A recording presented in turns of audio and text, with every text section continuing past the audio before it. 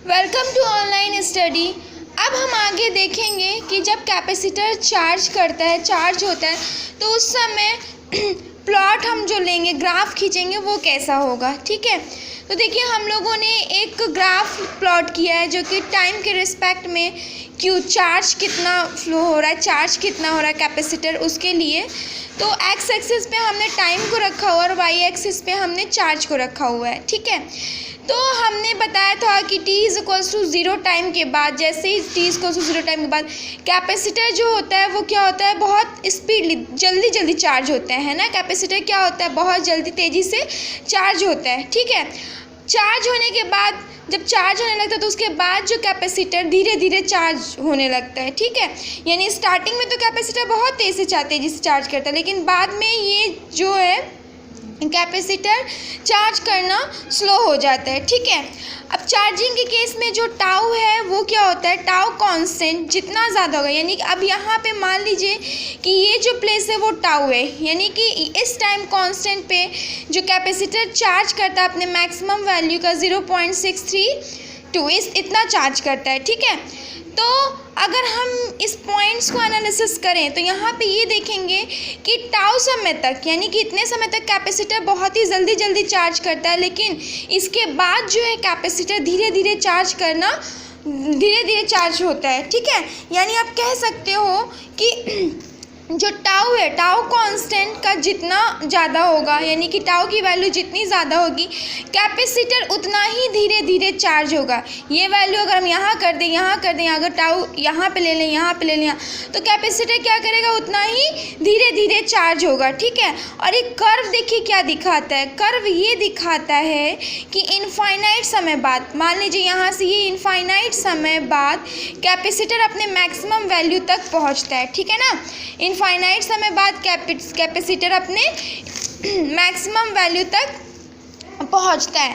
अब इनफाइनाइट समय बाद कैपेसिटर मैक्सिमम वैल्यू तक, ये तो हम लोग ग्राफ में भी देख रहे हैं, और यहाँ पे भी जब मैंने कल का लेक्चर दिया था तो t is equals to infinity जब मैंने रखा था तो दिखाया था जो मैक्सिमम चार्ज कर रहा है वो इन्फिनिटी के बाद हो रहा है। ठीक है, और वही मैंने ग्राफ में भी शो कर दिया। ठीक है, यानी आप कह सकते हो कि इन्फिनिटिव टाइम के बाद कैपेसिटर जो अपने मैक्सिमम वैल्यू तक चार्ज करेगा। इसका मतलब क्या होता है ना, आप ये कह सकते हो कि कभी भी एक्चुअल में जो कैपेसिटर का पोटेंशियल डिफरेंस है ना, यानी कि इस कैपेसिटर का पोटेंशियल डिफरेंस इस बैटरी के पोटेंशियल डिफरेंस के बराबर नहीं होता है। यानी कि ये आप नहीं कह सकते हो कि कैपेसिटर का पोटेंशियल डिफरेंस बैटरी के पोटेंशियल डिफरेंस के बराबर नहीं होगा। इसका मतलब कि कैपेसिटर आपका चार्ज करते रहेगा। ठीक है ना, तो ये आप लोग ग्राफ दिखा रहे हो, पूरी तरीके से नहीं है, बिल्कुल स्ट्रेट लाइन चला गया।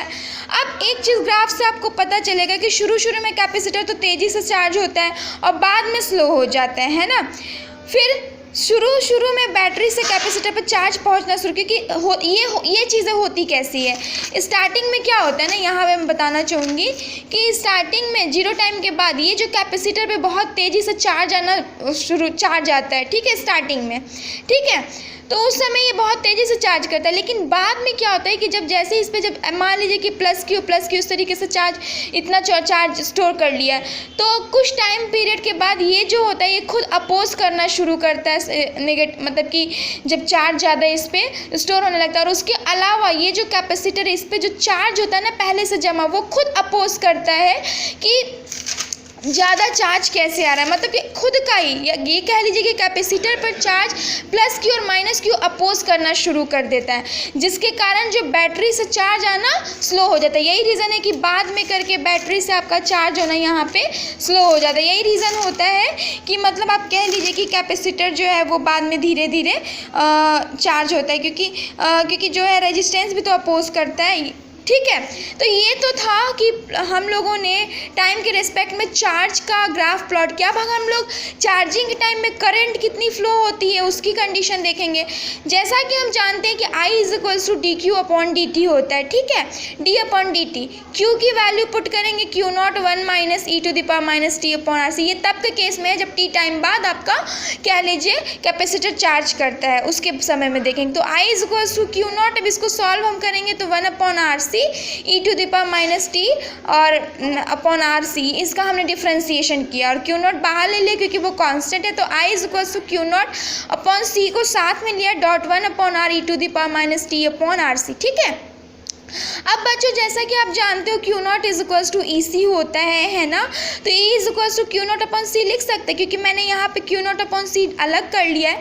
तो I इज इक्वल्स टू क्या हो जाएगा, क्यू नॉट अपॉन C की जगह आप E रख दोगे कि नहीं, तो E रखा और upon R e⁻t upon RC, ठीक है।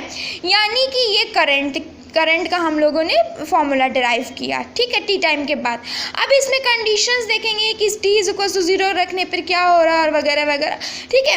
जब आप t इज इक्वल टू 0 रखोगे, जैसे ही t इज इक्वल टू 0 रखोगे तो I की वैल्यू कितनी आ जाएगी बच्चों, I is equal to E/R, mathematical solution करेंगे तो अब E/R क्या है, ये I0 है यानी कि मैक्सिमम वैल्यू है, ठीक है ना, ये क्या है, मैक्सिमम वैल्यू है।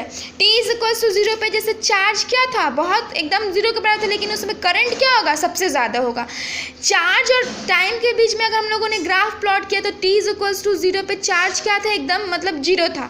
बट यहाँ उल्टा होगा, करंट और चार्ज के बीच रिलेशन एकदम उल्टा हो रहा है कि t इज इक्वल टू 0 पर जो करंट होगा वो मैक्सिमम वैल्यू में था, जबकि चार्ज क्या था, वो 0 था, ठीक है ना।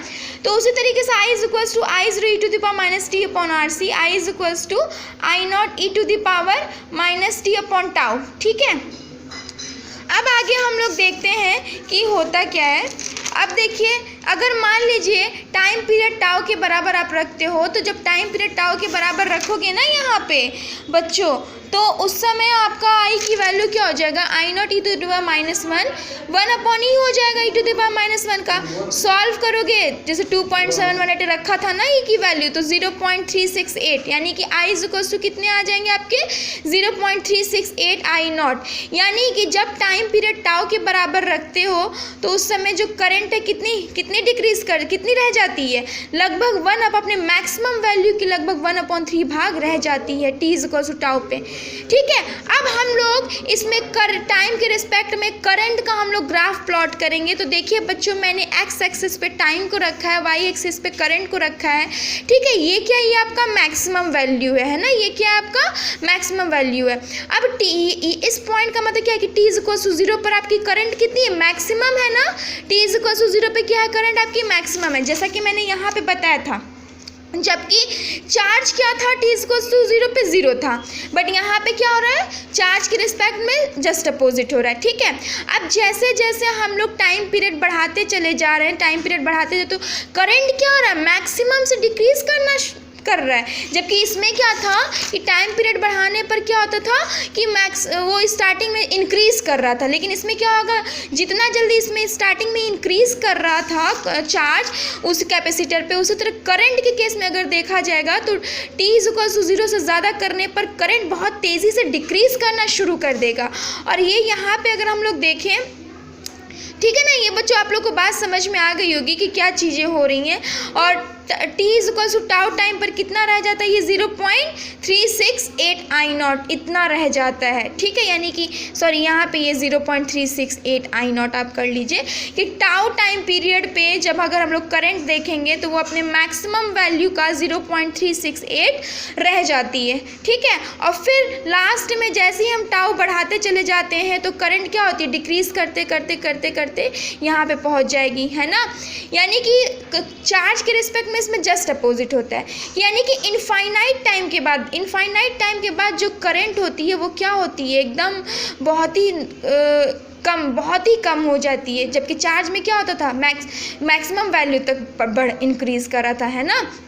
तो ये तो था आपका चार्ज और करंट, इसीलिए कैपेसिटर के केस में दिखाया गया कि जब कैपेसिटर जितना